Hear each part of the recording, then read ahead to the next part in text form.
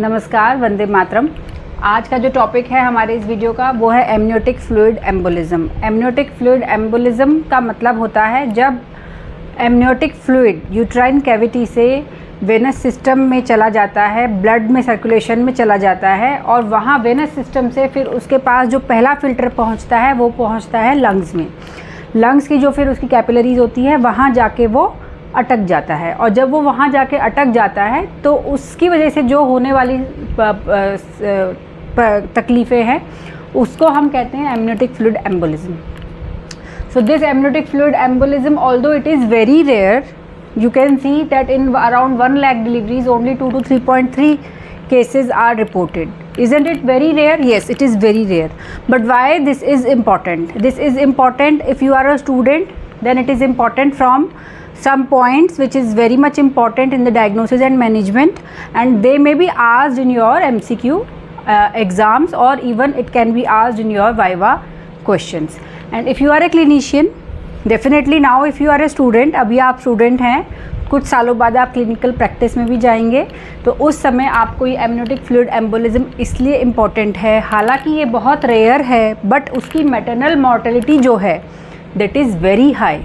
Maternal mortality और perinatal mortality दोनों ही बहुत हाई होती हैं, जिसकी वजह से अगर आपको इसकी नॉलेज नहीं है, if you do not have the working knowledge, you can not diagnose it timely, and if you do not diagnose it timely then उसमें आपको जो ट्रीटमेंट देना है आप उसमें भी मिस कर जाएंगे, and even 5 minute delay will cost the women her life. Although each and every mortality occurring because of this amniotic fluid embolism is not preventable, even if you are doing your best efforts. But being a graduate or a postgraduate in this topic or in medical studies, you should be aware about this amniotic fluid embolism, because if you take the efforts timely, you may save the life of the woman and also of the baby to some extent. Although it is not 100% preventable, but still that's why the knowledge is important. If you are a student, there are certain points that are very important and you should be aware of, and it may be asked in your exams. And if you are a clinician, then you will be able to save a life.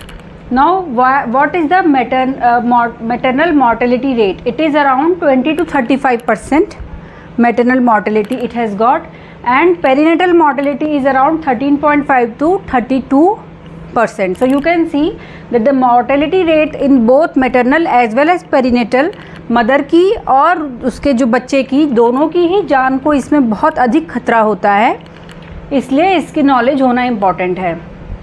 And you can understand कि even if it is so much rare, it occurs in around 2 to 3.3 cases in 1 lakh deliveries. Still, if you analyze the data of maternal mortality in developed countries, there you can see that 7 to 10% of the maternal mortality is occurring because of this amniotic fluid embolism.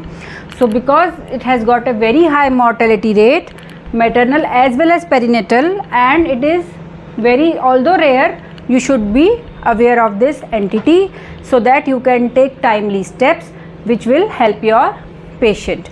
Now इसके कुछ risk factors होते हैं, जैसे ही किसी भी बीमारी के या किसी भी जो आपकी कॉम्प्लिकेशन हो रही है उसके देयर आर रिस्क फैक्टर्स। इसके भी कुछ रिस्क फैक्टर्स होते हैं, there are 4 risk factors. So you should be aware of these, can be asked in your MCQ exam. तो इसके जो रिस्क फैक्टर्स हैं, number 1 is induction of labour.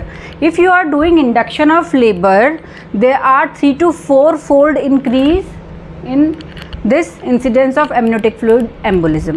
So induction of labor अगर किसी में हो रहा है, so you should be very much vigilant कि इसमें आपका that she is a high risk and you have to be vigilant enough. Now another risk factor is cesarean delivery.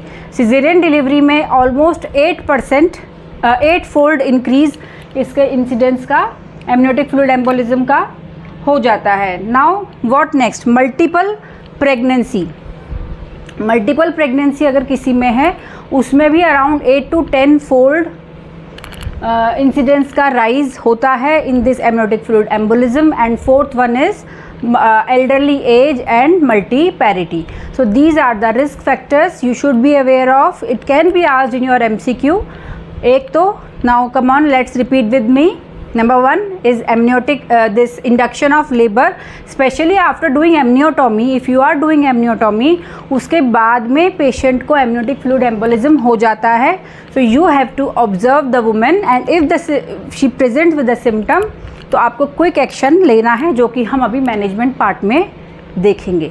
सो सबसे पहली बात, इंडक्शन ऑफ लेबर अगर हो रहा है तो you have to be keep this in your mind that she has higher risk of getting this amniotic fluid embolism. Second is multiple pregnancy. Third is her multiparity and higher age. And fourth one is caesarean section. when you are doing cesarean section, when you are opening the uterus, then she may develop that signs of this amniotic fluid embolism. Fortunately at that time anesthetist भी वहाँ available होता है, so this problem can be taken care of effectively at that time, but it increases the risk. So these are the 4 risk factors, and now we are going to start about the pathophysiology. Now coming to the pathophysiology of this amniotic fluid embolism, कि वहाँ actual में body में क्या हो रहा है जिसकी वजह से यह जो कंडीशन है ये इतनी सीरियस क्यों है, इसमें मॉर्टेलिटी रेट इतना हाई क्यों है, तो और इसमें इतना क्विक जो रिस्पॉन्स एक वुमेन का होता है इस डिसीज़ प्रोसेस के लिए वो इतना क्विकली क्यों होता है. जब तक हम उसकी पैथोफिजियोलॉजी को नहीं समझेंगे हम उसको आइडेंटिफाई भी नहीं कर पाएंगे कि हो क्या रहा है, where is the pathology and what is happening in the women's body. So let's start. Although हम जानते हैं कि यूजुअली थोड़े बहुत फीटल स्क्वैम्स मदर के ब्लड में होते हैं, लेकिन उससे हमें इतनी समस्या नहीं होती. जब एमनियोटिक फ्लूइड एम्बोलिज्म होता है तो एक ह्यूज अमाउंट जो है वो आपके वेनस सर्कुलेशन में चला जाता है, मदर की वेनस सर्कुलेशन में, और वहाँ से फिर वो जो फर्स्ट फिल्टर होता है दैट इज़ लंग्स. तो जब वो लंग्स में पहुँचता है और वहाँ पे लंग्स में पहुँचने के बाद जब वो कैपिलरीज़ में डिवाइड होता है तो उन कैपिलरीज़ में, पल्मोनरी कैपिलरीज़ में क्या होता है, ये फीटल स्क्वैम्स और जो टिश्यू होता है वो जाके ब्लॉक कर देता है.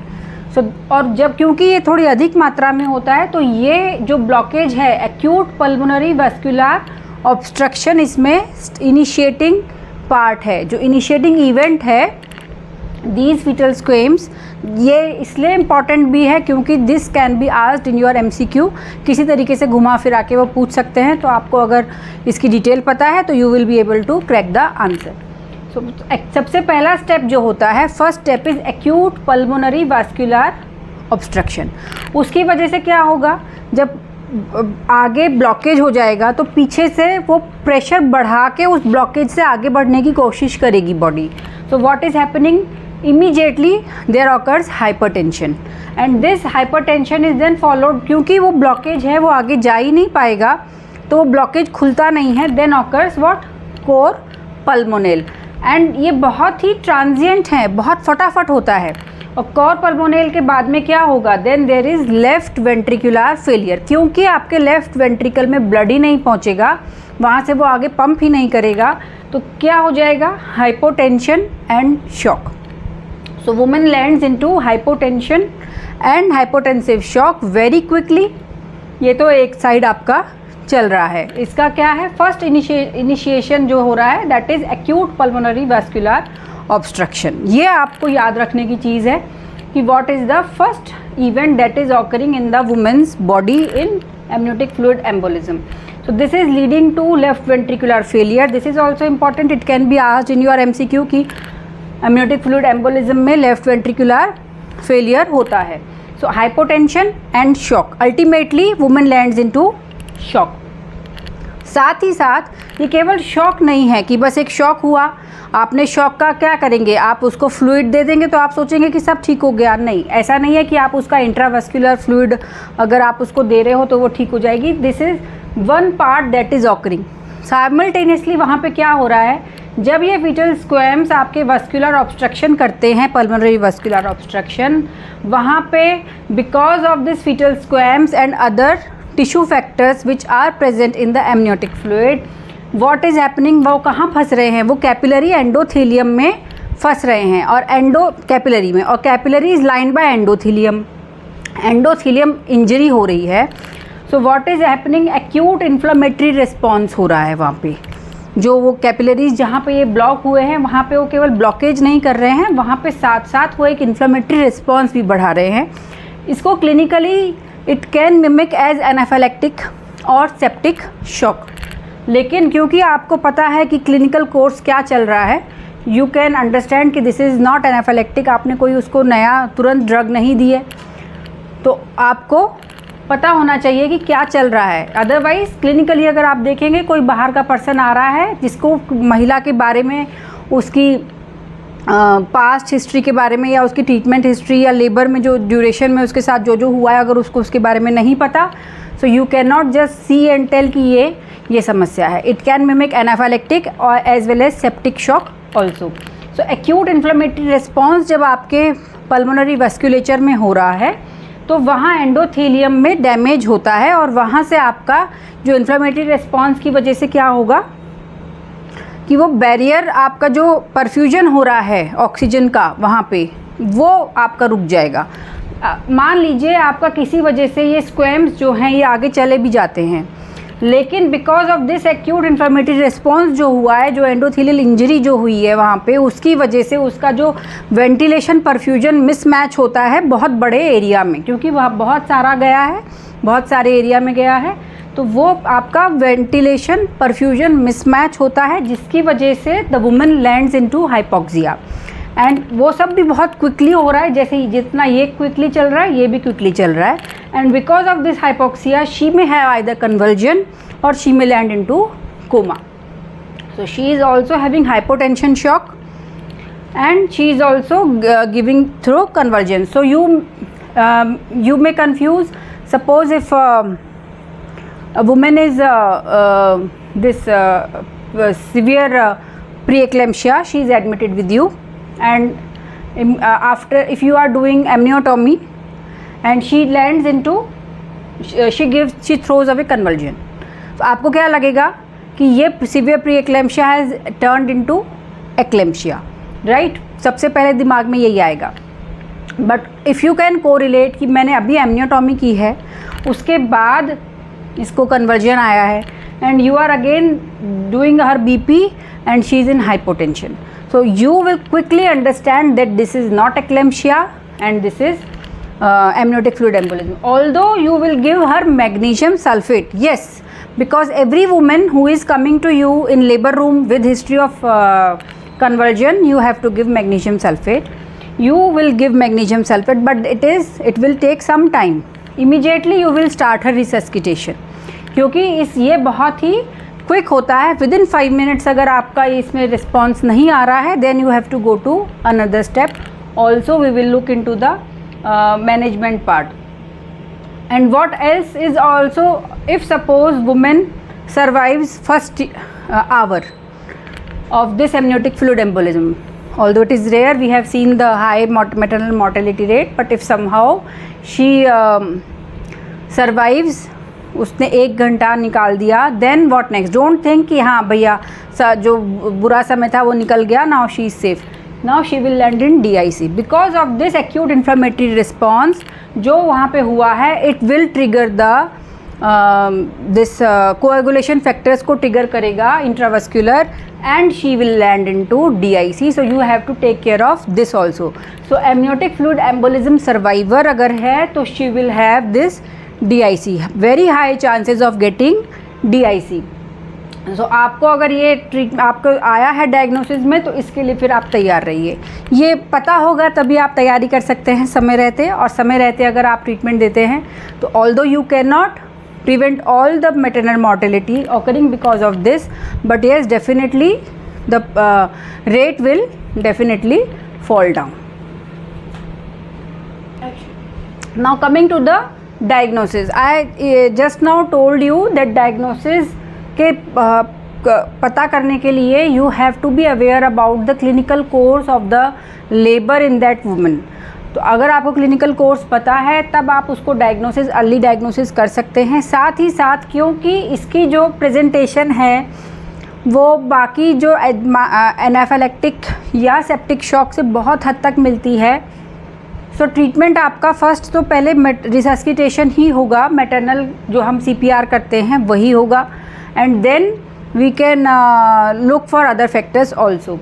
सो सबसे पहले इसकी जो डायग्नोसिस है definitely it is clinical diagnosis, क्योंकि वो इतना क्विक होता है, या तो इट इज़ क्लिनिकल डायग्नोसिस या इट इज़ आपका पोस्टमार्टम। हमें जब मिलता है एविडेंस वो उसकी डायग्नोसिस होती है।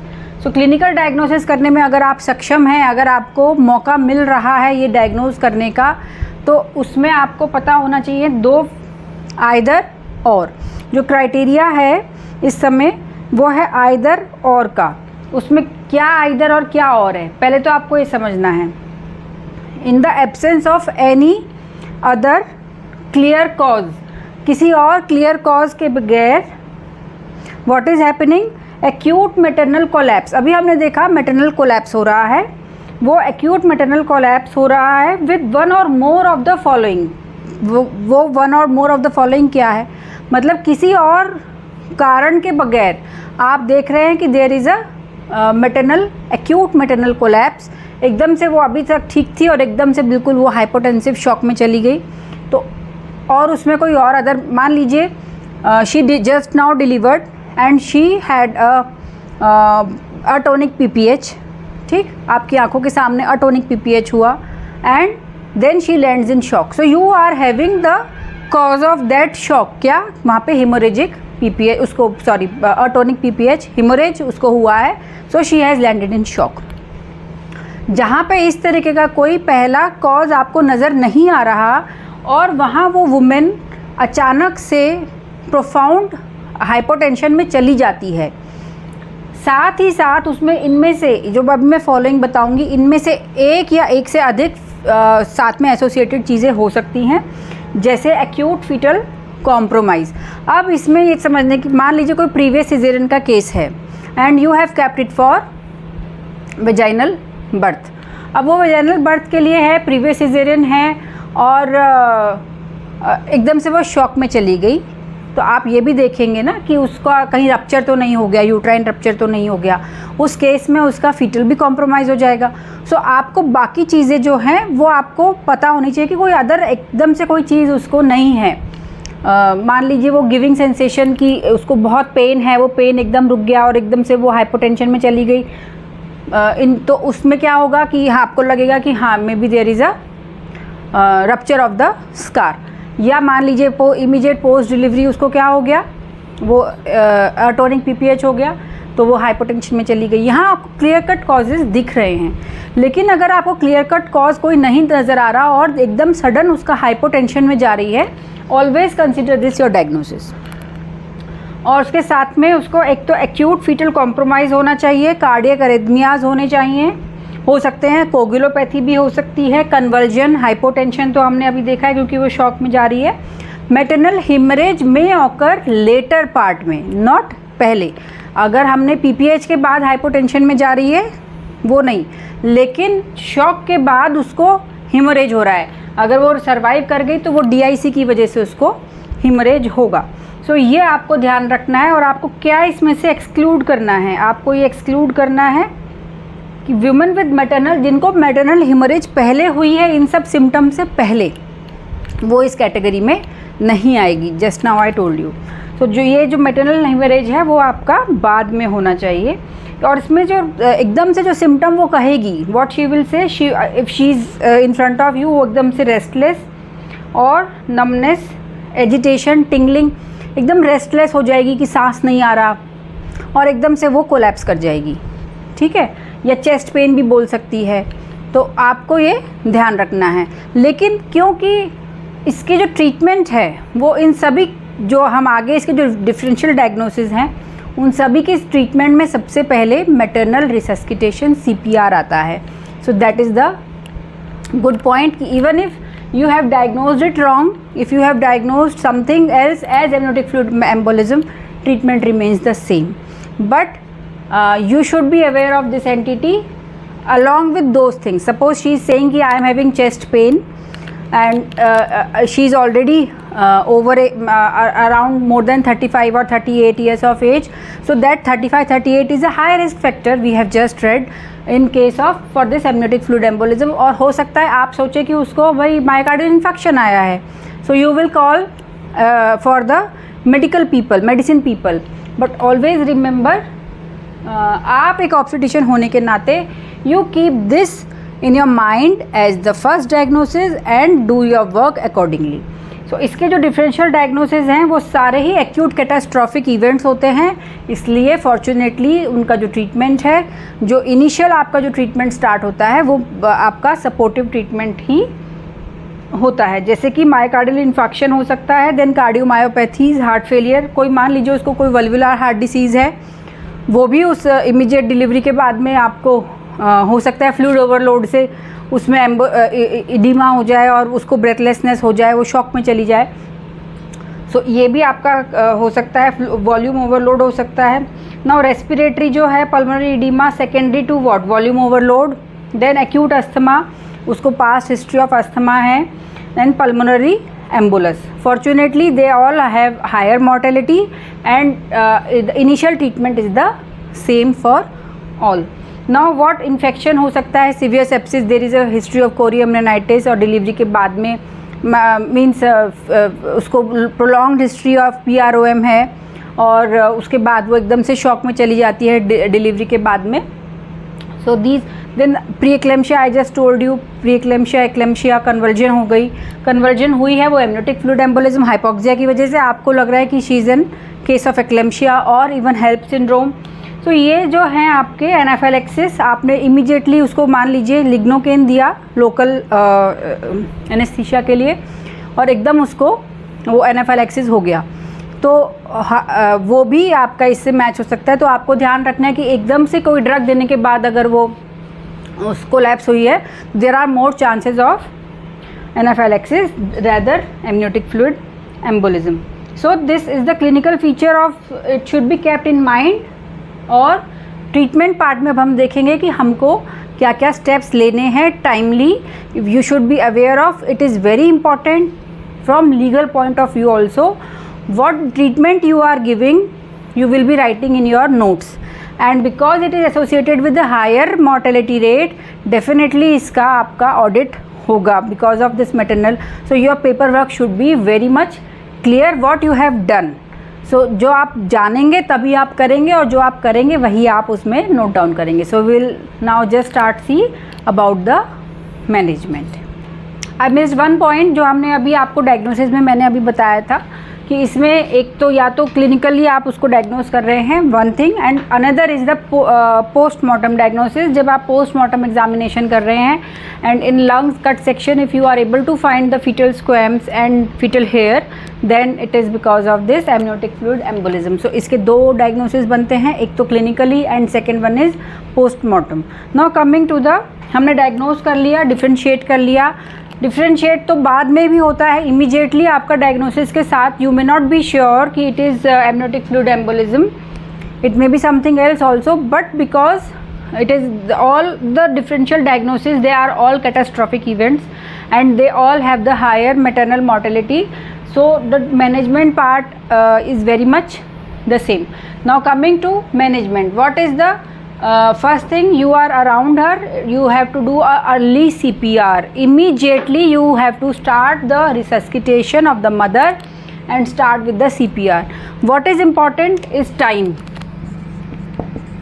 Time is very much important. आप कब तक CPR करते रहेंगे? करते रहो जब तक करना है, जब तक कि वो रिवाइव नहीं होती. No, you have to give CPR for 5 minutes continuous. आप दे रहे हैं उसको CPR, you are trying to revive हर.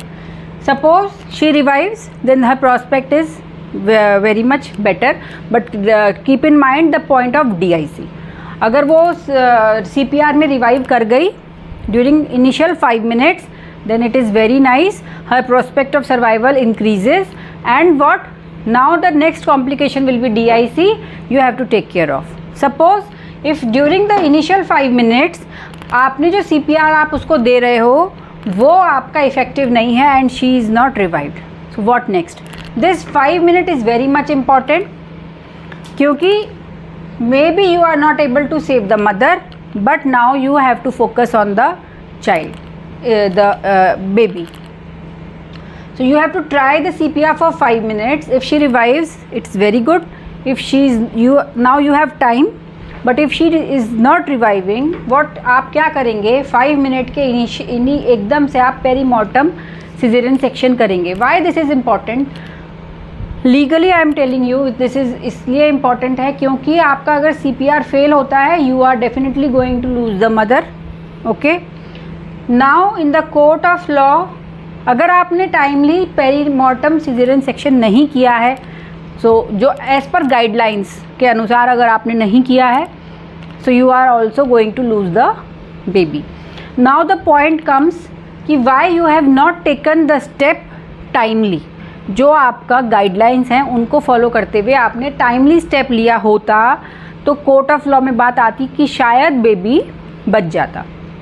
तो उस पार्ट को ध्यान में रखते हुए you have to be very careful. If initial 5 minutes आपका CPR is not reviving the mother, you go for quick perimortem caesarean section. And this perimortem caesarean section is not usually for mother, it is for baby. Now what this perimortem C-section will do, it also improves the chance of mother's revival. How? This is a question you should be aware of. पहली बात तो जब आप baby को बाहर निकाल देते हैं तो जो CPR का जो मैकेनिक्स है करने के लिए, यू नो कि जब आपका एब्डोमेन डिस्टेंडेड है, अंदर यूट्रस है, यूट्रस में बेबी है, तो आप अगर ज़्यादा CPR, एक तो आपका लंग्स जो होता है उसका साइज़ आपका कम हो जाता है, वो because of this diaphragmatic elevation. You all know the physiology of human pregnancy. You can go to the video through the playlist. एक तो पेरीमोर्टम सिजेरियन सेक्शन करके ना हम केवल बेबी के सर्वाइवल प्रोस्पेक्ट्स को बढ़ा रहे हैं, but also we are giving another chance for the women to be survived. First thing कि जो सिजेरियन के CPR के मैकेनिक्स हैं, they become easier when the baby is out. Second thing, because आपका जो कार्डियक आपका जो रिटर्न है वो वेनस रिटर्न बढ़ जाता है. बेबी आउट होने से जो आपका कंप्रेशन हो रहा है because of the gravid uterus, जो आपके लोअर एक्सट्रीमिटीज़ में फ्लूइड रिटेंशन हो रहा है, वो सब आपका वापस लोड पहुंचता है हार्ट की तरफ. सो नेचुरली ऑल्सो जो हाइपोटेंशन है वो also it gets little corrected. So ये जो पार्ट है कि अगर आपका पेरीमोर्टम सिजेरियन सेक्शन आप करेंगे तो एक तो वेनस रिटर्न इम्प्रूव हो जाता है, ऑक्सीजन रिक्वायरमेंट जो मदर की है वो कम हो जाती है, बिकॉज क्योंकि आपने बेबी को निकाल दिया. बेबी की अपनी ऑक्सीजन रिक्वायरमेंट है, मदर की अपनी है. So you are reducing the oxygen requirement of the mother. So it may give you some chance that mother may be revived after this perimortem cesarean section. Venous return is improving, so hypotension may be corrected naturally also. कुछ natural support भी आपको मिलता है. And third one is जो mechanics आपका है वो आपका CPR का वो ईजियर हो जाता है. So this 5 minute period is very much important. This can be asked in MCQ also. Early CPR, initiate immediately CPR, call for help. Then if within 5 minutes you are not able to revive the woman, then go for perimortem CS, cesarean section. It will improve the chances of fetal as well as maternal survival. Simultaneously you have to start the supportive treatment. It means intubation, ventilation, आपका venous line से जो है आपको fluid देना. Then if required आपको dopamine drip भी लगानी पड़ेगी. So all these are supportive measures to support the mother during this initial 5 minutes.